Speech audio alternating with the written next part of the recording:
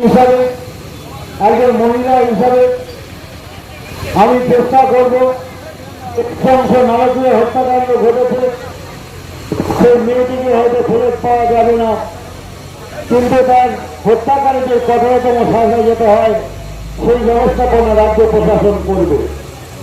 আমাকে 4 দিন সময় দেওয়া হোক। একজন অভিযুক্ত হয়েছে, যদি রবিবারের মধ্যে আমরা তদন্ত প্রক্রিয়া শেষ করতে না পারি তাহলে অন্য কোনো তদন্তকারী সংস্থার হাতে এই তদন্ত ভাগ দিলে আমাদের কোনো আপত্তি থাকবে না। আমরা আশ্চর্য হয়ে দেখলাম সোমবার দিনই একটা পক্ষ যারা হাইকোর্টে চলে গেলেন, মঙ্গলবার হাইকোর্ট তড়িঘড়ি নির্দেশ দিয়ে দিলেন যে সিবিআইকে দায়িত্বভার দিতে হবে। মাননীয় মুখ্যমন্ত্রী মমতা বন্দ্যোপাধ্যায় তৎক্ষণাৎ সিবিআইকে দায়িত্বভার বুঝিয়ে দেওয়ার জন্য প্রশাসনকে নির্দেশ দিলেন। কিন্তু 12 তারিখের পর আজকে 23 দিন অতিক্রান্ত হতে চলেছে। সিবিআই তদন্ত কত দূর পর্যন্ত অগ্রসর হয়েছে, সিবিআই কাদেরকে সন্দেহ করছেন, আর কোনো অপরাধী ছিল কিনা এবং থাকলে কারা, আজ পর্যন্ত বাংলা তথা ভারতবর্ষের মানুষ কিন্তু তা জানতে পারেনি।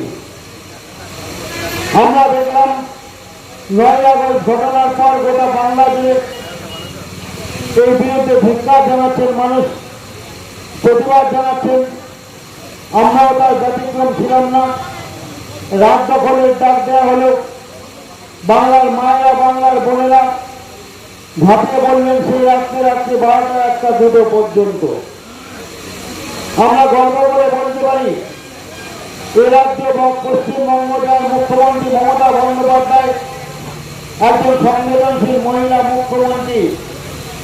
এখানে হাতলাসের ঘটনা হয় না, উন্নয়নের ঘটনা হয় না, এখানে মণিপুরের মতন ঘটনা ঘটে না যে প্রতিকারহীন শক্তির অপরাধের বিচারের বাড়ি নীরবে নিভৃতে এই পশ্চিমবঙ্গে কাঁদে না।